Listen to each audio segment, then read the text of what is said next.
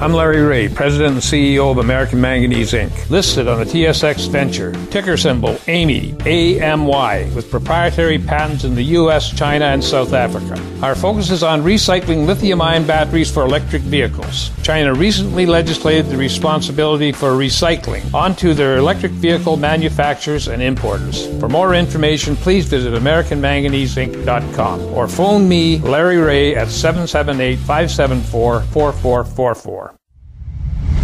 You're listening to HowStreet.com radio, available online at TalkDigitalNetwork.com. Welcome to HowStreet.com radio, the online source for market opinions. Here is Jim Goddard. My guest is Mish Shedlock. You can find him on MishTalk.com. Welcome back to the show, Mish. Pleasure to be on. The auto loan bubble, how dangerous is that to the U.S. banking system right now? Probably not dangerous to the banking system. It's just a symptom of a whole bunch of problems here. Consumers are tapped out. There's, everyone. I mean, I'm actually surprised how long the auto boom went on. I don't think it poses a systemic threat to the banking system, but it's certainly one of many signs, actually, the U.S. economy is slowing rapidly. Were U.S. banks really paid $22 billion not to lend out money? Yes, they were, Jim. Not to not lend it out. They were just paid $22 billion for no reason at all, actually. The Fed pays interest on reserves. Now that we've hiked a couple times, the interest rate is between 75 basis points and 100, so 0.75% to 1%. The Fed conveniently pays at the top end of that range, 1%. So here the central banks are fully and completely 100% responsible for the amount of excess reserves in the systems via their asset purchases. So they've crammed these things down banks' throat, whether they want them or not, and of course the banks want them because they're getting free money on them. So roughly $22 billion this year. If the Fed manages to hike more, which I highly doubt they do, that amount would go up. Could the U.S. economy really handle more rate hikes this year? I don't think it matters. If the U.S. goes into recession, everyone's going to say, see, you shouldn't have hiked, that last time, or you shouldn't have hiked the last two times. None of this matters, Jim. One more rate hike, either direction, isn't going to stop a recession if it's going to come. It isn't going to start one just because they hike a quarter of a point.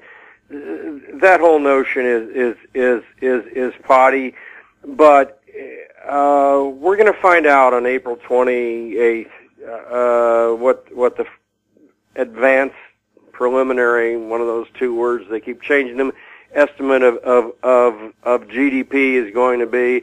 I'm actually predicting right now 0.4%. The Atlanta Fed is slightly higher at 0.5%. But the New York Fed is sticking with what I believe is a dream forecast of 2.8%. I don't think that's very likely at all. Over the last 10 years, has the New York Fed ever been correct about their GDP prediction? Well, you can say that about anyone, including me. To any one of these predictions is sort of a crapshoot. It's all going to depend on the GDP deflator that the BEA comes up with. That's a measure of inflation. And if inflation is high, it'll reduce GDP. If they artificially lower it or claim that it's low, artificial or not, it'll raise GDP. So, and then you got to remember that GDP numbers are revised as long as 10 years later. So someone can look wrong now and be right, 3 years from now. So that's how crazy it is. I'm just the only reason why I made an estimate is I'm firmly convinced the economy is slowing. Generally, when I've stuck my foot in, stuck my head out there, I've been pretty good on these GDP calls. However, I've called for recessions a couple of times. They have not happened on any individual forecast. I've been pretty good. So it's every time I expect things to continue to get worse, they stall and then just flat line around the 1 to 2% GDP mark. We've been here for years. Weakest recovery in history, and yet it's one of the longest. It's gone on since March of 2009. Actually, a long expansion. People act as if this thing's going to go on forever. It's not going to, Jim. We'll have more with Mike Shedlock right after the break. I'm Bill McWilliam, president of Cascadero Copper, CCD on the TSX Venture Exchange. Cesium is one of the world's rarest metals with a growing industrial demand. Drilling is underway on our Tehran property in Argentina to prove up a cesium resource. Cascadero's patent-pending leach process has the potential to make Cascadero the lowest cost supplier of cesium in the world. Visit our website, cascadero.com, or phone us at 604-924-5504. GEM International is a new diamond explorer in the richest diamond producing country in Africa, located next to the 4th largest producing diamond mine in the world. International Spotlight is on an 1109 carat diamond recently discovered in Africa by a fellow Canadian junior with a proven operator and finance team. GEM International trades on the TSX Venture Exchange, symbol GI. Visit us at gemdiamondmining.com. Welcome back. We're speaking with Mike Shedlock. Mish, we know Brexit might have encouraged people in the rest of Europe to look at breaking away from the EU. Is that going to happen, and will the French election be one of the first cracks? Well, the French election is really quite interesting here. A couple of the polls have narrowed all the way down to 2 percentage points between three of the candidates. That's well within the margin of error. We could see something totally unexpected, such as Marine Le Pen squaring off against Jean Mélenchon.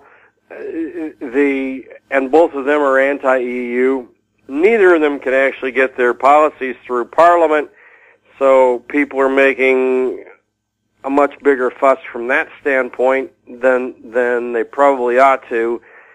Yet, these are just, more symptoms of more unrest for more people, that these things are even close. We're even talking about this being a possibility. The two main parties aren't even going to be represented at all.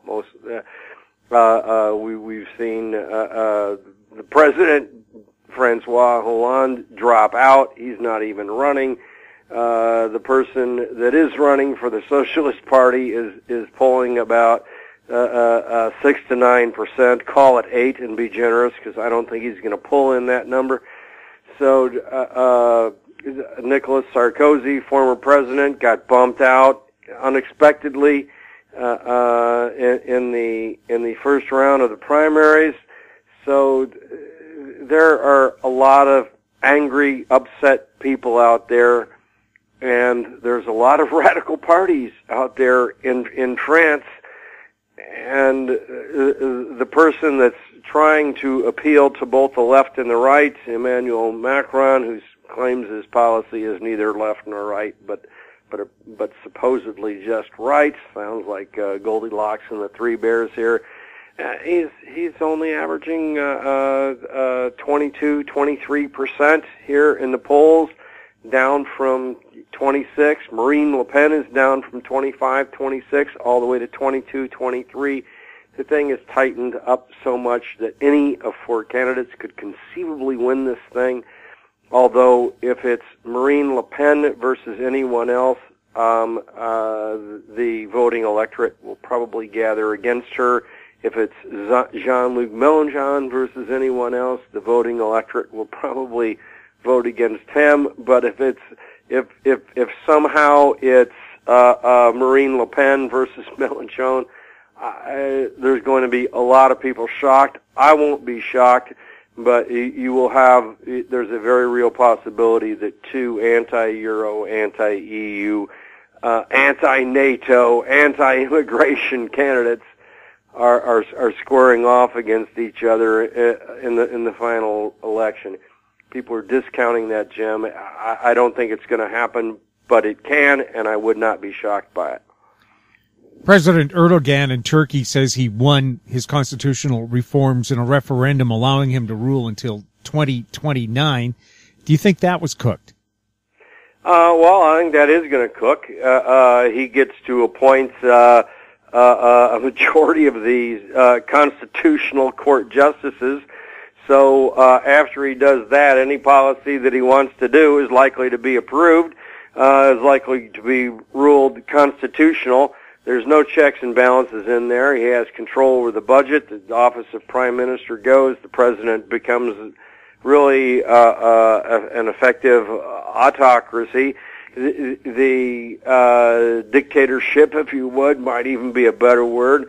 He's imprisoned all of his political foes. He's removed some 200 judges who he claims are conspiring against him. The whole system is crooked. I'm not convinced he won, but he's the person that counts the votes, and he says he won, and that's what's going to happen. Is Turkey going to be a very dangerous place to do business when the rule of law seems to have disappeared? Well, the rule of law has disappeared, and yeah, it is not a good place to do business. And the EU has this bargain with Erdogan, where he's holding back refugees from pouring into Greece. Well, he has threatened to just unleash a massive wave of migrants, and if he wants to do that at the politically most opportune time, he'll probably time that for the German elections somehow, or possibly the French elections earlier than that. So the whole situation is extremely unstable. There's no chance under these conditions that Turkey actually makes it into the EU, and it's really a scam for the politicians in France, in Germany, everywhere, to be pretending that they can deal with this guy when obviously they can't. Their fear is if they come out and say that, it'll hurt them in the election, so no one's going to admit it until after the election. We'll be right back after this message. More with Mish Shedlock. I'm Douglas Mason, President and CEO of Rainy Mountain Royalty Corp., RMO on the TSX Venture Exchange. Rainy Mountain's Brunswick property is located in the Rideout Shear Zone in Ontario. With grab samples running as high as 32 grams per ton gold, a drill program will commence this spring to test the numerous targets located by recent groundwork. For more information, visit our website, rmroyalty.com. Keep informed.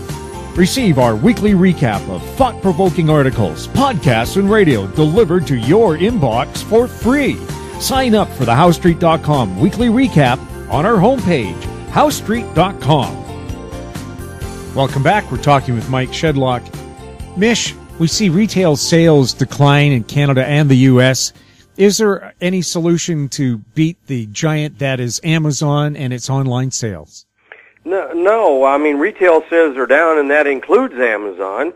But brick and mortar stores are getting killed by the likes of Amazon, and I suspect that has to spill over at some point into the construction of new Walmarts, new Targets, new Pizza Huts, new everything, and that has been one of the drivers of the economy. You add a new Walmart, of course you got to construct it, so those are construction jobs. You got to stock it with merchandise. You got to fill it. You got to hire a bunch of people. no matter how little traffic that gets, there's a certain minimum number of employees you need to run one of these stores. A whole bunch of economic activity surrounds all of this stuff, and here we are at a time when minimum wages are rising in a number of states. That's pressuring corporate profits. We have Trump threatening to put a border adjustment tax on. I mean, that'll crucify some of these importers, like Walmart. Start taxing imports, and the prices of goods in these stores goes up by 20-30%, whatever the border adjustment tax is. It's either going to kill profits, stop expansion, or both. And that's what we're headed for here. Now, so far, Trump hasn't gotten a lot done other than to get his Supreme Court nominee in there. But everything else he's tried to do, they didn't reverse Obamacare. It's quite possible that his tax package falls flat. But, if they do, and if there's a border adjustment tax, it's actually going to be a very bad thing for the economy. Well, studies have shown that goods produced between Canada and the U.S. go across the border 6 or 7 times before they're actually sold. I mean, if you're going to tax at 20% every time, that's a job killer right there. It is. It is. And if you actually look at NAFTA, people are blaming it for the loss of manufacturing jobs. Manufacturing jobs decline in manufacturing jobs started well before NAFTA. Actually went up for the first few years of NAFTA, and then they just continued their normal decline. And it's not all outsourcing. It's not all jobs moving to China. It literally is manufacturing productivity via robots, hardware, and software, improving to the point where it takes less people to get anything done, to get anything manufactured. That's what's really happened to jobs. But, Trump, I don't know whether you call it wishy-washiness or just changing his mind or lying or whatever, he's actually backed off on some of these things. He says now that he's not going to label China a currency manipulator. I guess the key words here are for now. But that was a promise that he made many times during the campaign. That would be one of the first things he would do. Well, he didn't do it. The things that he tried to do, the immigration ban, got overturned in the courts. The border adjustment tax is in question. So we'll see. In a lot of ways, he's turned out to be a different kind of president, except for waging war. He dropped bombs in Syria, and interestingly enough, all the mainstream media that seemed to despise this guy started liking him the moment he started bombing the hell out of everyone for no reason. So it's really a sad state of affairs when the comments from CNN, CNBC, all these places. Well, Trump's a president now, so I guess to become president, you drop bombs. That's what you do. That's the message. Well, wasn't it Hearst that said wars sell newspapers? Same thing for the CNN, boost your ratings? Pretty much so, Jim. Mish, thank you so much for chatting with us. Pleasure to be on, and we'll catch you next time. My guest has been Mish Shedlock. You can find him on mishtalk.com. You're listening to HowStreet.com radio. Any questions for us or our guests can be sent to info@HowStreet.com. I'm Jim Goddard. Thanks for listening. Comments made on HowStreet.com radio are an expression of opinion only and should not be construed in any matter whatsoever as recommendations to buy or sell any financial instrument at any time. Available online at TalkDigitalNetwork.com. HowStreet.com radio is a production of HowStreet Media Incorporated.